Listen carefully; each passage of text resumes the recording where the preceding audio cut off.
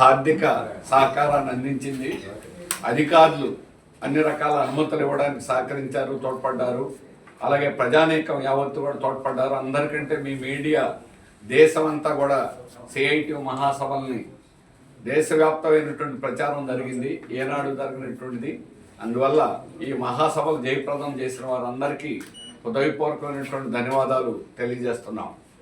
ఈ మహాసభలు ఏదో మహాసభల కోసం కాదు, మొదటి రోజు చేసినటువంటి తీర్మానం విశాఖ స్టీల్ ప్లాంట్ మీద ప్రధాన కార్యదర్శి కమ్రేడ్ తపన్ సేన్ గారే ఆ తీర్మానాన్ని ప్రవేశపెట్టి అన్ని కార్మిక సంఘాలు కూడా, దేశవ్యాప్త కార్మిక సంఘాలు, ఐఎన్టీయూసీ, ఏఐటీయూసీ, హెచ్ఎంఎస్ అన్ని సంఘాలు పాల్గొన్న 10 దేశవ్యాప్త నేషనల్ సంఘాలు అన్నీ కూడా విశాఖ స్టీల్ ప్లాంట్ని ధ్వంసం చేయడానికి వీల్లేదు, దీన్ని నాశనం చేసే పనులు కేంద్ర ప్రభుత్వం చేపట్టింది, ఈ తప్పుడు విధానాలను మేము దేశవ్యాప్తంగా ఎలుగెత్తి చాటుతాం, దీని మీద పోరాడతామని చెప్పి వారు హామీ ఇవ్వడం జరిగింది. అది విశాఖ స్టీల్ ప్లాంట్ ఉద్యమానికి రాబోయే కాలంలో ఒక మలుపు కాబోతుందని తెలియజేస్తున్నాం.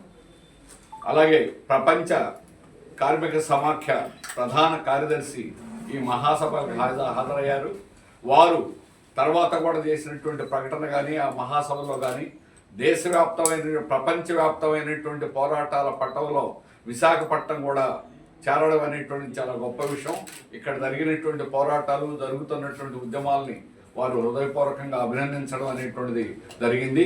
అలాగే వెనిజులా మీద అమెరికన్ సామ్రాజ్యవాదం దాడి జరిపి, ఒక దేశం మీద దాడి జరిపి ఆ దేశాధ్యక్షుడిని అలాగే ఆయన భార్యని కూడా కిడ్నాప్ చేసి అమెరికా తీసుకెళ్లడం, దాన్ని ప్రపంచంలో అన్ని దేశాల కంటే మొట్టమొదటి విశాఖపట్నంలో మహాసభలో విశాఖ బీచ్లో జరిగిన ర్యాలీ నిరసన అమెరికా సామ్రాజ్యవాదాన్ని ఖండిస్తూ చేయడం అనేటువంటిది చాలా గొప్ప విషయం. ఈ మహాసభ సందర్భంలోనే అది జరగడం కూడా చాలా ప్రధానమైనటువంటి అంశం. ఇక దేశవ్యాప్తంగా, రాష్ట్ర వ్యాప్తంగా కేంద్ర రాష్ట్ర ప్రభుత్వాలు ఇగ్నోరింగ్ పాలసీ, కార్మిక వర్గం అనేదాన్ని దీన్ని అసలు లేదు, కార్మిక వర్గానికి అనుకూలత లేదు, పెట్టుబడిదారులే సర్వస్వం, కార్పొరేట్లే ఈ దేశాన్ని అభివృద్ధి చేస్తాయనేటువంటి తప్పుడు సిద్ధాంతాన్ని ప్రచారం చేస్తున్నాయి. ఇది తప్పుడు సిద్ధాంతం అని మా మహాసభలో జరిగిన 5 రోజుల యొక్క డెలిబరేషన్స్ అన్నింటిలో కూడా వక్తలందరూ కూడా మాట్లాడడం అనేటువంటి జరిగింది.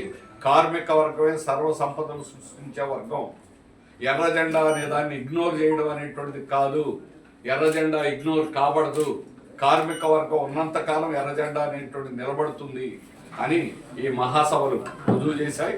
ఆ విధంగా దేశవ్యాప్తమైనటువంటి పిలుపులు కూడా ఇవ్వడం జరిగింది.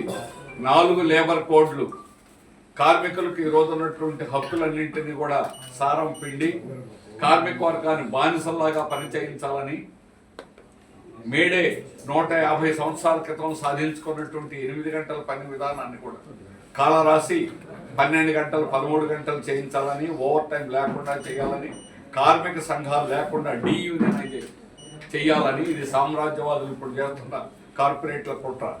దాన్ని ఈ మహాసభ ఎటువంటి పరిస్థితుల్లో లేబర్ కోడ్లు అమలు చేయడానికి లేదు, లేబర్ కోడ్లు వెనక్కి తీసుకోవాలి. ఫిబ్రవరి 12వ తేదీన దేశవ్యాప్తమైనటువంటి సమ్మెకి విశాఖ వేదికగా పిలిపివ్వడం అనేటువంటిది మనందరికీ కూడా గర్వకారణం.